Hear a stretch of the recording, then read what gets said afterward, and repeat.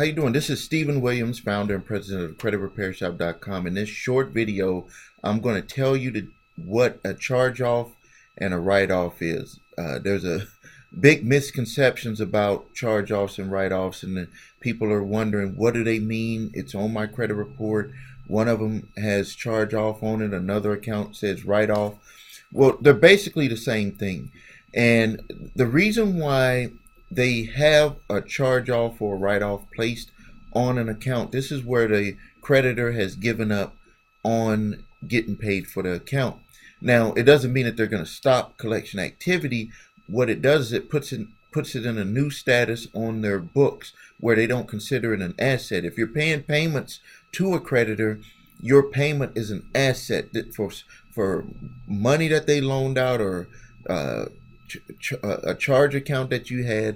Your payments that come in every month is considered an income asset on their books. Well, what's required by law is that if an account goes past 3 months for some, 6 months for most, they must put it into a new category with their books so they can't defraud investors saying that they got people paying accounts when they don't.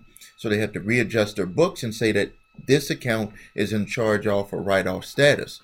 And so that's what the difference is. Now, one big misconception that I see with a lot of people that contact me at my office, and they're thinking, well, if they put it into a write-off, especially when they see the word write-off, they're thinking, well, they wrote it off to the government. That means that they've given up with the account with me and they've written it off and they're going to get a benefit from the government saying that they lost money with this account. And in essence, I don't have to pay them any money. And that it's because they don't understand. When they hear the word write off, they're thinking like they just wrote it off, like it's just over. Well, it is not over. It's just a technical term.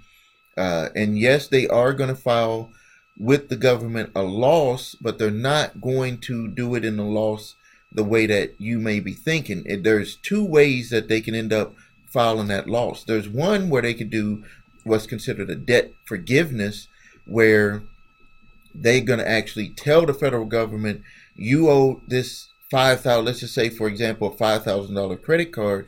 They're not even going to sell it to anyone. They want to get 100% write-off on their taxes for that $5,000 or whatever the balance is that you didn't finish paying them.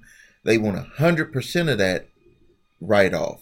And then they're going to give the IRS a 1099-C form saying that they want them to consider that as income to you.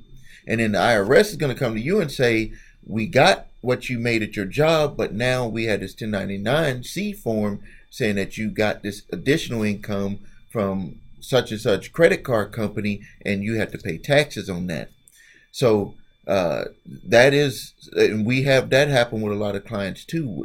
And really that is a good situation to be in, because you can actually have that written off for yourself also, showing that you had a hardship. Now, do you have to pay a charge-off or write-off if they sell it to a debt collector?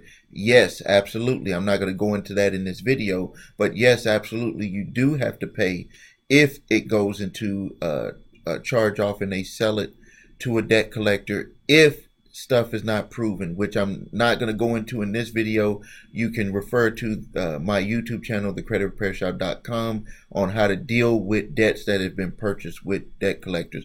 But for this video, charge-offs and write-offs, that is the differences. Well, they're really the same thing, but this is what they actually are. This is what they mean, is that it just goes into a different accounting. It's figured different off the books of their assets, and it's a dead account, and they're going to figure out which way that they want to deal with it, either with where they're going to send it to the government and a 1099-C form, or if they're going to sell it to a debt collector or have a debt collector try to collect it for them. So if you need help with your credit, visit my website, thecreditrepairshop.com. You need your credit reports and scores, go to scores.com. Please like this video. I really appreciate it. And subscribe to my YouTube channel and comment on this video. Thank you.